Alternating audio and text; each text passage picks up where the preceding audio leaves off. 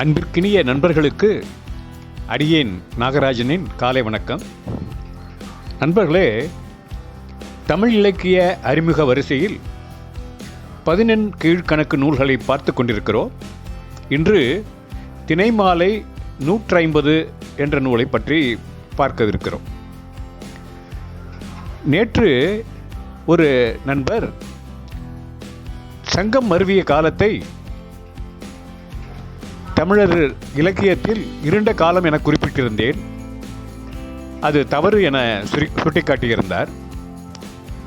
மீண்டும் ஒரு முறை ஆய்வு செய்த போது அதை பற்றிய முரண்பட்ட தகவல் கிடைப்பதால் அந்த காலத்தில் சரியான தகவல்கள் எதுவும் முழுமையாக நிரூபிக்கக்கூடிய அளவில் இல்லாததால் அதை ஒரு இருட்டடிப்பு காலமாகத்தான் நாம் கருத வேண்டும் என்று கூறிக்கொள்கிறேன்.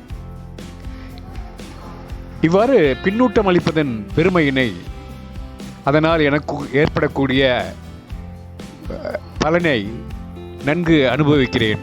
தயவுசெய்து நிறைய பின்னூட்டங்களை விடுமாறு அன்புடன் கேட்டுக்கொள்கிறேன். பண்டை தமிழ் நூல் தொகுப்பான 17 கீழ்கணக்கில் அடங்கிய 153 பாடல்களை கொண்ட இந்த நூல் அகப்பொருள் சார்ந்ததாகும். இதை எழுதியவர் கனி மேதாவியார் என்பவர். இவர் சமண மதத்தவர் என்றாலும் சமண சமயம் ஒதுக்கிய காதல், மனம், குடும்பம் போன்றவற்றின் மீதான வெறுப்பு நீங்குமாறு இந்த பாடலை பாடியுள்ளார். இது ஒரு சிறப்பு. இன்னொரு 11 கீழ்கணக்கு நூலான ஏலாதியும் இவர் இயற்றியது. கீழ்கணக்கு வரிசையில் அகப்பொருள் நூல்கள் 6 ஆகும். அவற்றில் 2 நூல்கள் திணை என்றும் வேறு 2 ஐந்திணை என்றும் பெயர் பெறுவன. ஐந்திணை ஒழுக்கங்களை கோவையாக அமைத்து மாலை போல தந்துள்ளமையால் இந்த நூல் திணை மாலை என்றும், பாடல் அளவினால் 150 பாடல்கள் இருப்பதனால் தினைமாலை 150 என்று இந்த நூலுக்கு பெயர் வந்துள்ளது. கீழ்கணக்கில் அமைந்துள்ள ஐந்திணை நூல்களில் அளவில் பெரியது இதுவே. குறிஞ்சி, நெய்தல், பாலை, முல்லை, மருதம் என்னும் வரிசையில் 5 திணைகளை இந்நூல் முறைப்படுத்தியுள்ளது. திணை ஒவ்வொன்றுக்கும் 30 பாடல்களை கொண்டுள்ளது. எனினும் குறிஞ்சி, நெய்தல், முல்லை திணைகளில் 31 பாடல்கள் இருப்பதால் மொத்தம் 153 பாடல்கள் இந்த நூலில் இடம்பெற்றுள்ளன. இந்த பாடல்கள் காட்டும் காட்சிகள் ஏராளமாக இருந்தாலும் எடுத்துக்காட்டுகளாக 2 பாடல்களை மட்டும் இப்பொழுது எடுத்துக்கொள்வோம். பாடல்: நரைபடர் சாந்தம் அறை எறிந்து நாளால் உரை எதிர்ந்து வித்திய ஊழ் ஏனல் பிறை எதிர்ந்த தாமரை போல் வாழ்முகத்து தாழ்குழலீர் காணீரோ. இதற்கு விளக்கத்தை, பதவுரையை பார்ப்போம். காணீரோ ஏமரை போந்தன ஈண்டு என்று முடிக்கின்றார் இந்த பாடலை.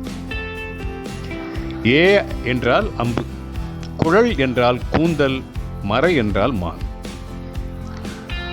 மீண்டும் பதவுரையை பார்ப்போம். நரைபடர் என்றால் மணமிக்க பூங்கொடிகள் படர்ந்து உயர்ந்த. சாந்தம் என்றால் சந்தன மரங்கள்.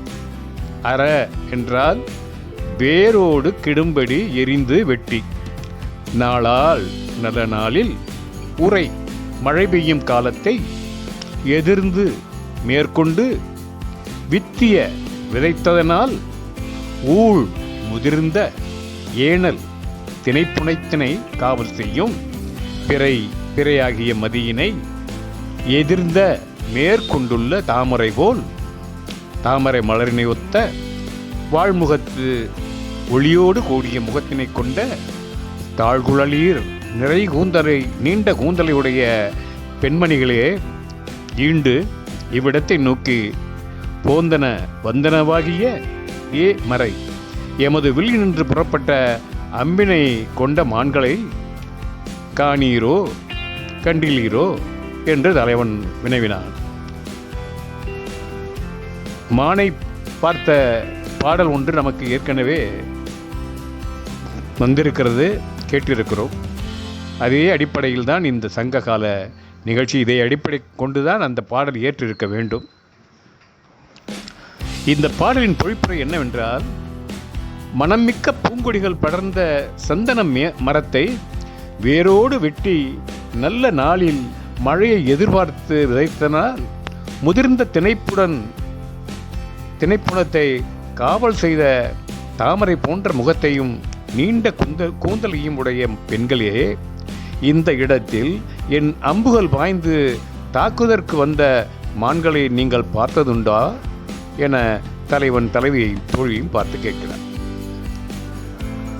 அடுத்த பாடலை பார்ப்போம். சொல்லி சுனை நீளம் சோபாலிகை செயலை அள்ளி அழகத்தின் மேல் ஆய்ந்து தெள்ளி இதனால் கடிவொடுங்கா ஈன் கடாயானை உதனால் கடிந்தான் உளன். பதவுரை.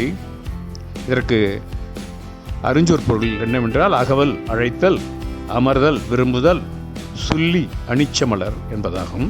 பதவுரை பார்த்தால் தெள்ளி உயிரை காப்பது பேரறமென்று தெளிந்து துணிந்து இதன் ஆள் பரணினாலே கடி ஒடுங்கா காத்து கொள்ளுதற்கு இயலாத நிலையில் ஈர்ம் கடாம் குளிர்ந்த மதநீரை உடைய யானை களிரானது தலைவியை காக்க வந்த வேளையில் உதனால் மொட்டு அம்பினாலே கடிந்து அவ்வானையை விளக்கி தலைவியை காப்பாற்றி சொல்லி அனிச்சமலரையும் சுனை நீளம் சுனைக்கண் மலர்ந்த நீலோற்பல பூக்களையும் சோபாலிகை ஒளியினுடைய செயலை அசோக மலரையும் அள்ளி கொய்து எடுத்து வந்து அழகத்தின் மேல் தலைவியின் கூந்தலில் ஆய்ந்தான். மிக அழகாக புனைந்தவனாகிய கட்டழகன் ஒருவன் உடன் தலைவியின் அகத்தே தனிச்சிறப்பிட்டு விளங்குகின்றான் என்று தோழி செவிலியின் மாட்டு கூறுகிறாளாம். இதற்கு பொழிப்புரை என்னவென்றால், பரணில் இருந்த தலைவியை குளிர்ந்த மதத்தை உடைய ஆண் யானை தாக்கிய போது ஒருவன் மொட்டம்பினால் அந்த யானையை துரத்தி தலைவியை காப்பாற்றி அனிச்ச மலரையும் நீல மலரையும் அசோக மலரையும் பறித்து தலைவியின் கூந்தலில் அணிவித்தான். அவன் தலைவியின் உள்ளத்தை விளங்குகின்றான் என்று தோழி செவிலிக்கு கூறினாள் என்பது இந்த பாடலின் கருத்தாகும். இத்தகைய நயமிக்க எஞ்சிய பாடல்களை நீங்கள் வலைத்தளங்களில் காணலாம். நாளை அடுத்த பதிவில் இன்னொரு நூல் நயம் காண்போம். நன்றியுடன் விடைபெறுகிறேன். நாகராஜன். வணக்கம்.